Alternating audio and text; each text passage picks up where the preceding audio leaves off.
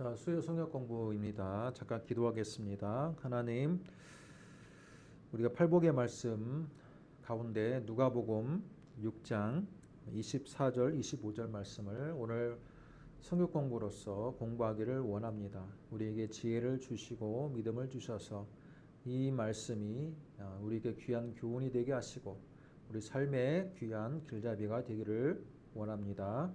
믿사오며 예수님의 이름으로 기도드립니다. 아멘. 누가복음 6장 24절, 25절 우리 같이 한번 읽도록 하겠습니다. 그러나 화 있을진저 너희 부유한 자여 너희는 너희의 위로를 이미 받았도다. 화 있을진저 너희 지금 배부른 자여 너희는 주리리로다. 화 있을진저 너희 지금 웃는 자여 너희가 애통하며 울으리로다. 아멘. 우리가 지금 지난 3주간에 걸쳐서 팔복의 말씀을 들었는데 실제로 성경에서 이 팔복이라고 함은 마태복음 5장을 가리킨다라고 볼 수 있습니다. 마태복음 5장. 자, 이것과 병행구는 아니어도 굉장히 좀 비슷한 구절이 우리가 읽은 누가복음 6장입니다. 20절부터 지금 이어지는 구절이라고 볼 수 있습니다. 자, 누가복음 6장 20절 예수께서 눈을 들어 제자들을 보시고 이르시되 너희 가난한 자는 복이 있나니. 자, 복이 있나니. 누가복음 20장에서도 복이 있나니 마카리오스라는 단어가 나오는데 팔복은 조금 더 체계적입니다. 5장 우리 마태복음 5장에 나오는 팔복은요. 정확하게 팔복 8가지의 복을 이야기하고 있습니다. 반면에 누가복음 6장은요. 8가지의 복이 아니라 자, 사복을 이야기하고 있습니다. 자, 여기 한번 보세요. 누가복음 20장 6장 20절. 자, 20절에 무슨 복이 나옵니까? 너희 가난한 자가 복이 있다. 자, 첫 번째 복, 가난한 자가 복이 있다. 21절. 지금 줄인 자가 복이 있다. 자, 여기서 말하는 복은요. 너희 가난한 자. 첫 번째 복의 대상. 두 번째 지금 줄인 자.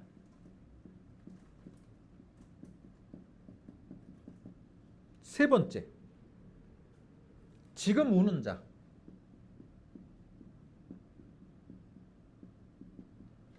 네 번째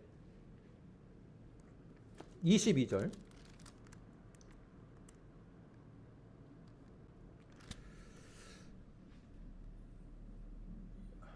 인자. 예수님으로 말미암아 예수님으로 말미암아 핍박받는 자. 핍박받는 자. 자, 여기까지가 사복입니다. 마태복음에서 말하는 복과 비슷한 구절은요. 심령이 가난한 자. 그렇죠? 애통한 자. 자, 애통한 자는 나오지 않지만 줄인 자. 우는 자. 우는 자가 애통함하고 비슷하겠죠? 그리고 세 번째 복이 뭐였습니까? 온유한 자인데 온유한 자는 누가복음에서는요. 나오지가 않아요. 자, 이걸로 볼 때 팔복에 해당하는 마태복음의 기본 이 5장과 누가복음 6장은요. 상당한 차이가 있습니다. 그래서 팔복이라고 할 때는 마태복음 5장을 이렇게 말한다고 볼 수 있고요. 자, 누가복음 6장은 사복을 말하고요. 또 사화를 말합니다. 화자는 이게 여러분이 알고 있는 그 화를 당하다라는 의미에서의 화죠. 자, 사화가 뭡니까? 오늘 우리가 읽을 이 말씀. 자, 24절 화 있을진저. 여러분, 복에 대해서는 마카리오스 해가지고 복이 있도다라고 표현하지만 화에 대해서는요. 화가 있도다. 화를 당할 자들. 자, 화 있을진저로 표현합니다. 첫 번째 화는 누굽니까? 여러분 한번 불러보세요. 첫 번째 화. 24절. 너희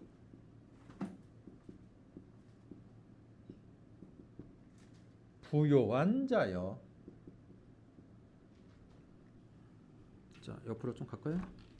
자, 너희 부유한 자여. 이게 첫 번째 화를 당하는 대상입니다. 두 번째 25절. 너희 25절. 지금 배부른 자. 자, 너희 뺍시다. 지금 배부른 자.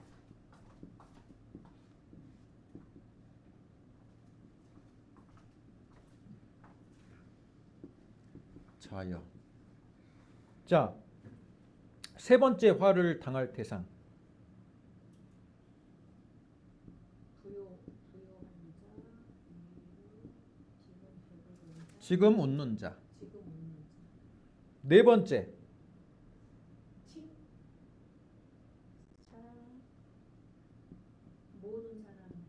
모든 사람에게 칭찬받는 자. 자, 사복과 사화예요. 여러분, 팔복, 마태복음 5장은 팔복이고요. 누가복음 6장은요. 사복과 사화로 해가지고 이것도 8가지로 지금 맞춰놨습니다. 자, 이걸 같은 말해보세요. 이거 같은 구절이라고 볼 수 있나요? 마태복음 5장과 누가복음 6장을 같은 구절이라고 볼 수 있을까요? 없을까요?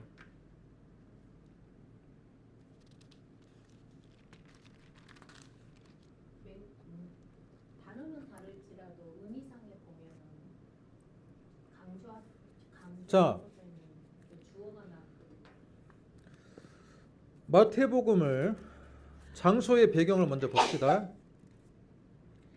마태복음 5장 1절 같이 읽습니다. 예수께서 무리를 보시고 산에 올라가 앉으시니 제자들이 나온지라. 자, 무리를 보시는데 산에 올라와 앉으셨다. 자, 그래서 지금 마태복음 5장의 배경은요. 산에서 예수님이 팔복의 말씀을 가르치셨다 해서 산상수훈이라고 합니다. 산상수훈. 장소가 산이에요. 산. 누가복음 6장 17절 보겠습니다. 누가복음 6장 17절.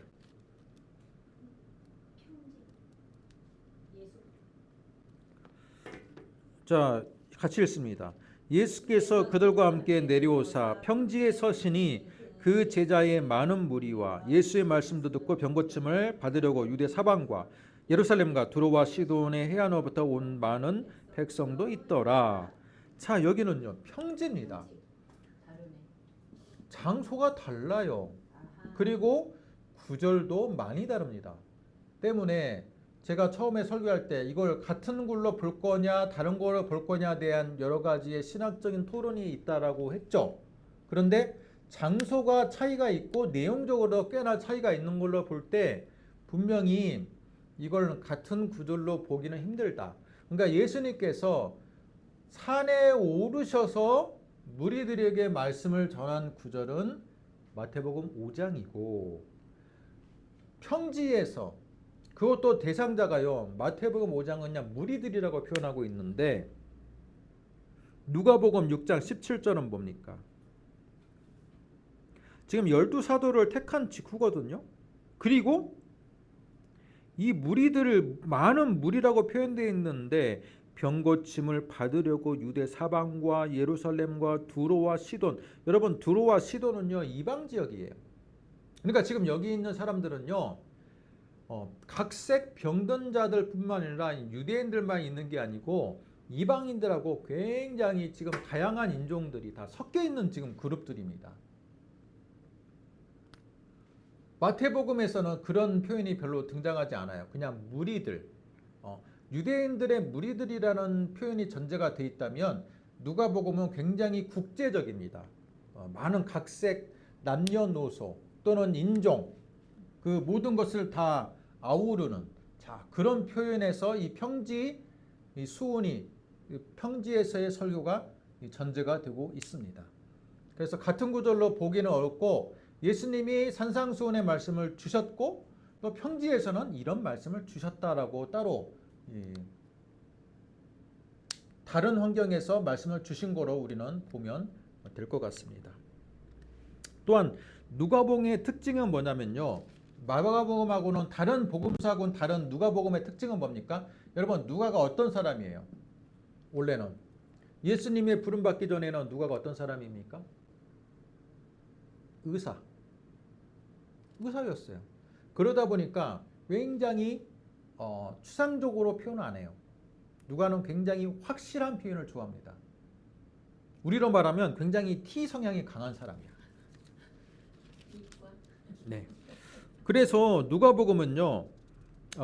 누가복음 3장을 보면 디베리오 황제가 통치한 지 15해 곧 본디오 빌라도가 유대의 총독으로 헤롯이 갈릴리의 분봉왕으로 이렇게 여러분 어떤 역사적인 사건을 또 예수님의 탄생을 기록할 때도 예수님의 탄생을 가장 확실하게 그 연도와 또는 시점을 우리가 추정할 수 있는 이유는요. 이 누가복음 때문에 그래요.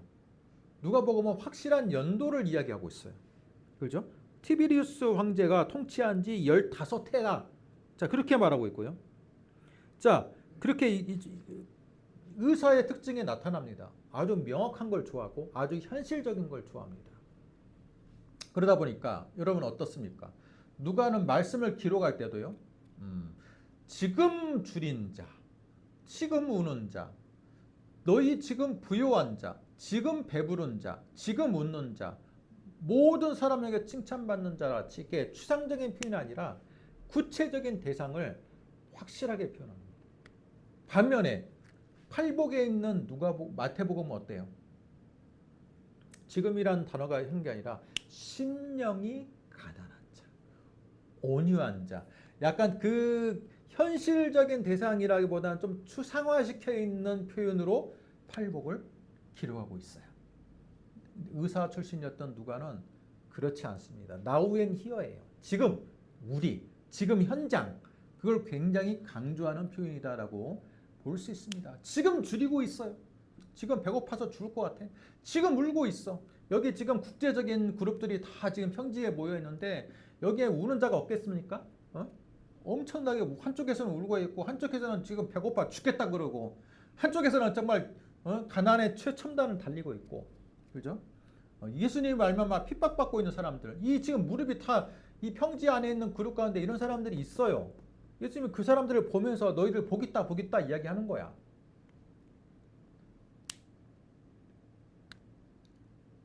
그런데 놀라운 것은 예수님이 사복을 뿐만 아니라 바로 이어서 사화를 당할 만한 사람에 대해서 구체적으로 콕 집어서 뚝집게 과외를 해 주시는데 그 대상이 너무 아이러니합니다.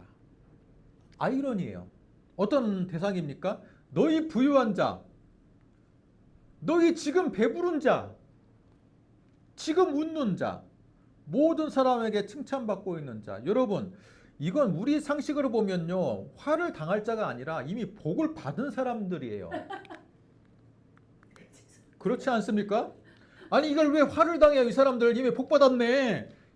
예수님 당시에 먹고 살기 힘든 그 시절 로마의 압제뿐만 아니라 경제적으로 정말 정치적으로 참 뒤숭숭하고 먹고 살기 힘든 시절에 부유한 자라는 게 얼마나 축복입니까? 배부른 자는 얼마나 축복이에요. 지금 웃고 있다라는 건 얼마나 축복이에요. 모든 사람에게 칭찬받는 게 얼마나 축복입니까? 그래요, 안 그래요? 그렇죠. 그런 사람들은 화를 당한대. 그래서 여러분요, 6장 누가복음 6장을 보면요, 여러분 이걸 보면 시험에 들어야 돼. 원래는 시험에 이런 말씀을 화를 당했다라고 표현하고 이런 아무리 봐도 이 네 가지 복을 받는 사람들은요, 너희 가난하고 지금 줄이고 지금 울고 지금 핍박받는 사람이 어떻게 복의 대상이 됩니까? 그렇습니까? 안 그렇습니까? 예수님이 혹시 뭔가 지금 거꾸로 이야기한 거 아닌가? 그런 의문을 가져야 돼요. 거꾸로 얘기한 것 같아. 아무리 봐도 화를 당한 것 같지가 않아. 여러분, 누가복음 16장을 보겠습니다.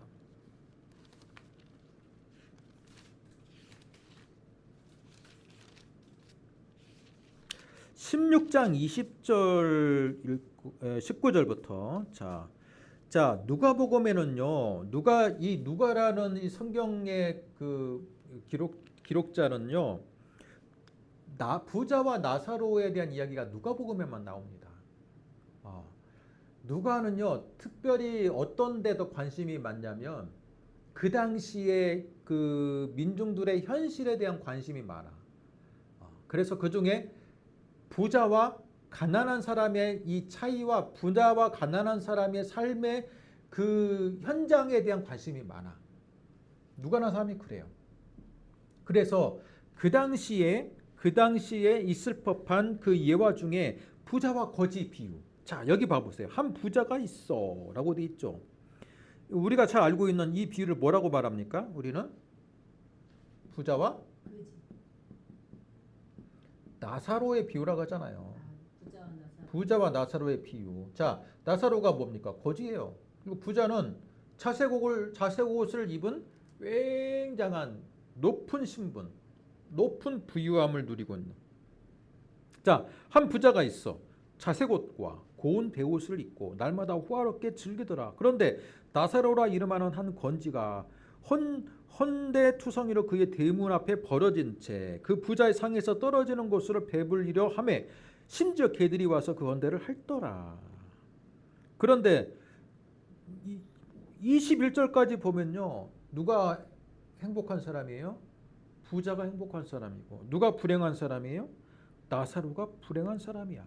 그런데 이에 그 거지가 죽어 천사들에게 받들려 아브라함의 품에 들어가고 부자도 죽어 장사되매 그가 음부에서 고통받는 중에 이런 식으로 지금 이 비유가 전개가 되는데, 여러분 우리가 지금 복에 대한 주제로 몇 주 이야기하고 있지 않습니까? 누가 복 받은 자예요? 우리 대한민국의 가장 그 커먼 센스, 그냥 상식적으로 말할 때 지금 부자와 나사로 비유에서 누가 복 받은 자입니까? 잘 먹고 잘 살고 부자가 복 받은 자야. 많이 가지고. 그죠?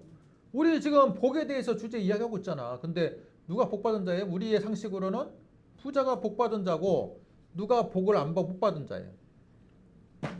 누가 박복한 자야. 나사로가 박복한 사람이야. 복이 참 박복한 사람이야. 그런데 예수님의 지금 누가복음 16장의 비유는요. 아니야. 우리의 상식을 뒤집고 아니야.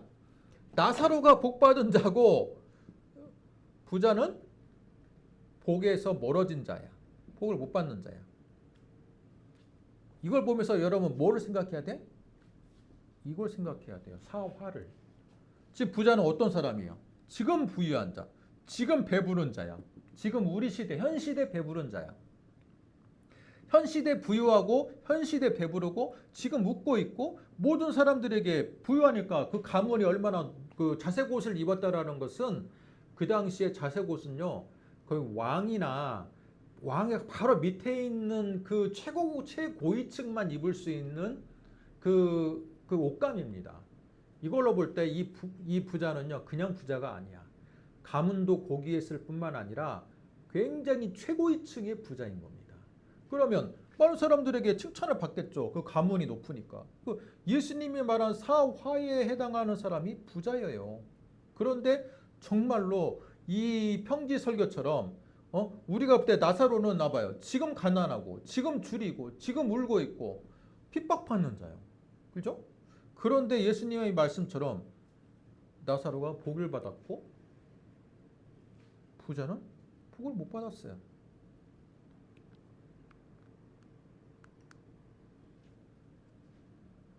이걸 통해서 우리는 뭘 봐요? 예수님의 이 사화가 실제로 이 누가복음 16장에서 이렇게 표현되고 있구나라는 것을 알아야 돼요. 알아야 돼. 근데 아직도 우리 상식은 어때요? 그래도 지금같이 어려운 시대에 좀 이게 부유하면 어때요? 좀 우리 배부르게 잘 살면 어때? 지금 좀 더 행복하게 이 세상에서 사는 게 어때? 조금 더 내가 다른 사람에게 왕따 당하지 않고 많은 사람들에게 인싸가 되어서 칭찬받는 삶. 지금은요, 여러분 이 사화는요, 지금 우리 시대에는 이걸 화라고 말하지 않고 복이라고 말하는 걸 말하고 있어요. 그냥 복이야. 지금 우리 시대 때 이 사복은요, 이건 복이 아니라 쪽박을 찬 거죠. 거의 저주죠, 저주. 하나님의 저주받은 삶이야. 그러나 예수님은 이걸 바꿔서 말하고 있다. 우리의 상식을 뒤집고 있다. 그러면 이것을 어떻게 우리는 이해해야 되냐? 왜 이 사람들이 복을 받은 자가 아닙니까? 사화를 당한 자입니까? 그 당시의 시대상으로 볼 때 이 사람들은요, 이 사람들은 내가 가지고 있는 능력, 내가 가지고 있는 가문, 그렇죠? 내가 이미 이룬 것들만으로도 얼마든지 행복을 내가 쟁취할 수 있다라고 생각하는 사람이야. 하나님이 필요하지 않은 사람이야. 누가복음 16장에서 이 부자도 왜 죽은 이후에 그가 음부로 갔습니까? 하나님을 신뢰하지 않고 하나님이 필요하지 않고 세상에서 누리는 것에 만족했던 사람이기 때문에 죽어서 그는 하나님의 나라에 갈 수가 없었던 거예요. 그죠? 근데 하나님의 나라에 가지 못하는 이유가 뭡니까? 내가 현재 누리고 있는 이 풍요로움이 하나님으로 가게 하는데 방해가 되고, 그죠? 하나님을 찾게 하는데 그게 멀어지게 하는 중요한 요소가 되면요, 이게 복이 아니라는 거예요. 예수님은 내가 가지고 있는 이 풍요로움 때문에 내가 하나님을 망각하고 산다면 내가 가지고 있는 이 풍요로움이 우리가 볼 때 세상에서는 복이라고 말하나 실제로 하나님의 관점으로 보면 그게 내가 가지고 있는 그 복이 세상에서의 복이 하나님의 나라의 관점으로 보면 그게 화라는 거예요. 반대로 세상에서는 이거 지금 배고파 죽겠고 울고 막 그냥 핍박받고 난리가 나는 이 사람일지라도 이 나의 결핍으로 인해서 내가 나의 부족함을 느끼고 예수님께로 나아오고 하나님의 나라를 구하면 이 나의 결핍이 세상에서는 그게 저주이나 나의 결핍 때문에 하나님의 나라에 나왔기 때문에 그게 복이라는 거예요. 예수님은 그런 의미에서 사복과 사화를 말하고 있다라는 겁니다. 어때요? 깊이가 있지 않나요? 예수님이 말씀하신 이 부분이 그것을 예수님이 부자와 나사로의 비유를 통해서 이 사복과 사화가 어떻게 적용되는지를 보여주고 있다라는 거예요. 우리도 이런 관점으로 살아야 돼요. 때로는 우리가 지금 물질적으로 복을 누릴 때 우리는 주의해야 돼. 혹시라도 내가 누리고 있는 이 물질적인 부로 인해서 하나님을 찾지 않고 하나님과 관계가 멀어질까 우리는 조심하고 긴장하고 두려워해야 돼. 반면에 내가 어려움에 있을 때, 내가 어려웠던 시절에 정말 나는 하나님을 찾았나? 나의 결핍으로 인해서 나는 더 절실하게 하나님께 기도했나? 그 기억을 떠올려 봐야 돼. 만약에 내가 어려웠음에도 불구하고 절실하게 하나님을 찾지 않았다면 나는 더 교만한 자인 거예요. 그게 나한테는 이게 복이 되는 게 아니야. 지금 여기 가난하고 줄인 건요, 그 자체가 복인 게 아니라 이걸로 인해서 나의 결핍으로 인해서 내가 예수님께 나아오고 하나님께 나오는 중요한 계기가 되었기 때문에 그게 복인 거지. 내가 이렇게 가난하고 줄였음에도 불구하고 나는 하나님을 찾지 않았다면 그건 그 자체로는 복이 아닌 거예요. 무슨 말인지 알겠죠? 여러분은 지금 어떤 상황에 처해 있습니까? 사복의 상황에 있습니까? 사화의 상황에 있습니까? 여러분이 어떤 상황에 있던 중요한 것은 내 상황에 대해서 나의 성공을 내 공로로 돌리지 말자. 나의 결핍으로 인해서 절망하지는 말자. 내 결핍을 채워줄 하나님을 찾아가는 중요한 계기로 삼자. 그게 바로 오늘 말씀의 중요한 결론이다 라고 볼 수 있습니다.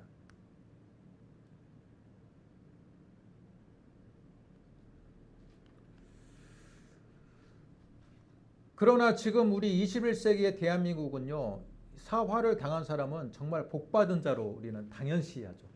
저 사람은 은수저, 금수저, 다이아몬드 수저. 야, 다이아몬드 수저를 타고났네. 이거 부러워라.